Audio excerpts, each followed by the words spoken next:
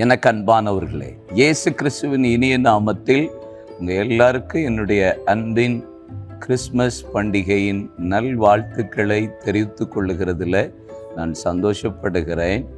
கிறிஸ்து பிறப்பின் நற்செய்தி 25ஆம் தேதி தான் இயேசு பிறந்தாரா? பலருக்கு பல கேள்விகள் இருக்கும். பல பேர் பல நாட்களை சொல்லலாம். ஒரு ஒழுங்குக்காக ஆண்டவர் நமக்கு இப்படிப்பட்ட நாட்களை ஏற்படுத்தி தந்திருக்கிறார். சில தேசத்தில் வெள்ளிக்கிழமை ஆராதனை நடக்கிறது. நம்ம தேசத்தில் ஞாயிற்றுக்கிழமை லீவு, அதனால ஆராதனை நம்ம வச்சுருக்கிறோம். நம்ம ஏதோ ஒரு நாளை அவரை நினைவு கூறுகிறோம். இயேசுவின் பிறப்பை நினைவு கூர்ந்து அதை சபையாய் சந்தோஷப்பட கர்த்தர் நமக்கு கிருபை அனுக்கிரகம் தருகிறார். இந்த நாட்களில் அவரை நினைவு கூறுறது இன்னைக்கு இல்லை, டெய்லி நம்ம வாழ்க்கையில் நினைவு கூறணும். ஜெபிப்போம், எல்லாரையும் வாழ்த்துவோம். ஒரே ஒரு வேத வசனத்தை உங்களுக்கு காண்பிக்கிறேன். ஏசாயா தீர்க்கதரிசன புஸ்தகம் 9ஆம் அதிகாரம் 1ஆம் வசனம்.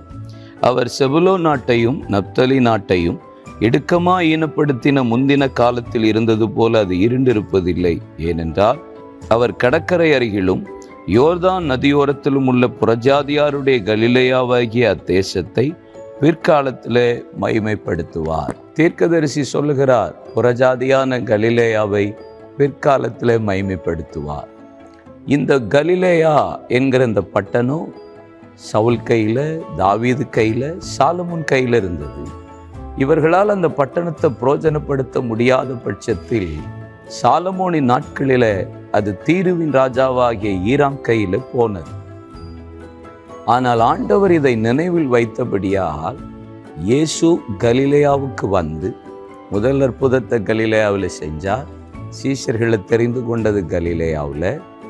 இயேசு மத்தேயு 4ஆம் அதிகாரம் அதனுடைய 14ஆம் வசனத்திலிருந்து நீங்கள் வாசித்து பார்த்தீங்கன்னா இதே தீர்க்கதரிசன வார்த்தை அங்கே சொல்லப்பட்டிருக்கிறது. இருளில் இருக்கிற ஜனங்கள் மகா பெரிய வெளிச்சத்தை கண்டார்கள் என்பதால் எந்த புறஜாதியாகிய கலிலேயாவா மாறியதோ அந்த கலிலேயாவை முழுவதும் கர்த்தர் மகிமைப்படுத்தி இயேசு கலிலேயா என்கிற மலையிலிருந்து மேலே ஏறி போனார்.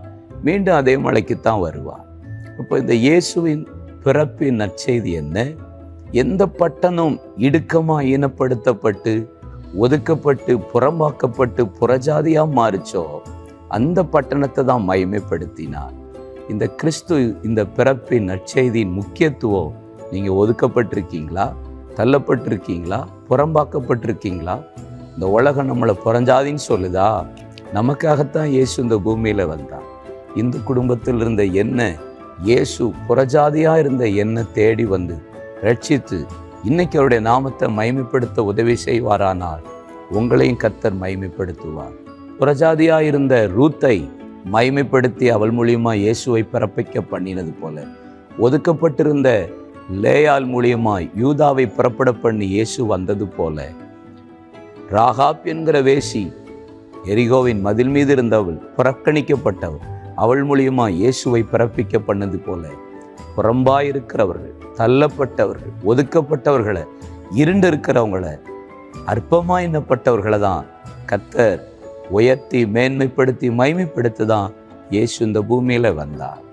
உங்களையும் கர்த்தர் மகிமைப்படுத்துவார். நீங்கள் புறக்கணிக்கப்பட்டீங்கன்னு நினச்சி, தள்ளப்பட்டவங்க நினச்சி, ஒதுக்கப்பட்டவங்க நினச்சி கண்ணீர் விடாதீங்க. இயேசு உங்களுக்காக தான் இந்த பூமியில் பிறந்து உங்களை மகிமைப்படுத்த, உங்களை கனம் பண்ண, உங்களை உயர்த்த, உங்களை ஆசீர்வதிக்க விரும்புகிறார். தகப்பனே, இந்த கிறிஸ்மஸ் பண்டிகையின் பிறப்பின் நற்செய்தி ஒதுக்கப்பட்ட எங்கள் வாழ்க்கையை, புறம்பாக இருக்கிற எங்கள் வாழ்க்கையை, புறஜாதியாக இருந்த எங்கள் வாழ்க்கையை மகிமைப்படுத்தும்படி வெளிப்பட்டது போல இன்றைக்கு உடைய பிள்ளைகள் இந்த சத்தத்தை கேட்கிற யாரா இருந்தாலும் எல்லாரையும் கர்த்தர் மகிமைப்படுத்தி ஆசீர்வதி. இயேசு கிறிஸ்துவின் நாமத்தில் இருளில் இருக்கிற ஜனங்கள் பெரிய வெளிச்சத்தை கண்டது போல ஆசீர்வதி. இயேசுவின் நாமத்தில் ஜெபிக்கிறோம் பிதாவே. ஆமேன், ஆமேன். God bless you. கர்த்தர் உங்களை மகிமைப்படுத்துவார். ஆமேன்.